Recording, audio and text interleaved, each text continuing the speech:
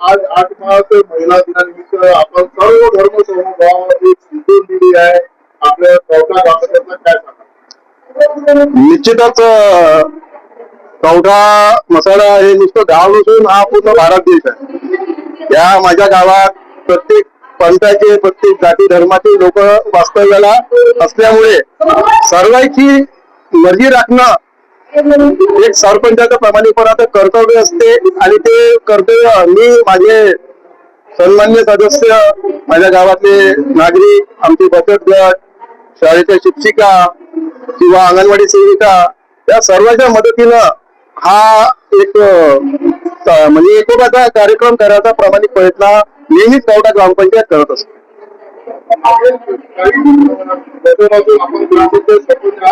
आणि कवठाची काय झालेली आहे? नक्कीच याच्या अगोदर जे लोक होते वास्तविक त्यांनी जे काम करायला पाहिजे होतं तशा प्रकारे त्यांनी काम केलं नाही। शेवटी लोकांनी एक आपण वारंवार वोटिंग करतो पण आपलं बेनिफिट काही होऊन नाही राहिला है। वो एक बार इसको देके देखते त्या चक्कर मध्ये हे सर्व बॉडी एकमतानं गावाच्या लोकांनी निवडून आणली आहे।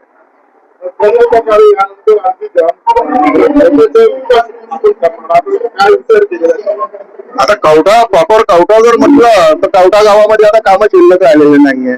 तिथले पूर्ण कामं जवळपास संपलेली आहे। आता एक मसाला गाव आहे आमचा रेवणी, त्याच्यानंतर गोविंदगड म्हणून एक आमचं वार्ड क्रमांक 1 आहे, तिथं नाल्याची वगैरे खूप आता गरज आहे। आणि आता पूर्ण फोकस आमचं वार्ड नंबर 3 आणि वार्ड नंबर 1 म्हणजे गोविंदगड या 2 भागात राहणार आहे। बाकी तर सगळीकडे व्यवस्था जवळपास संपत आलेली आहे।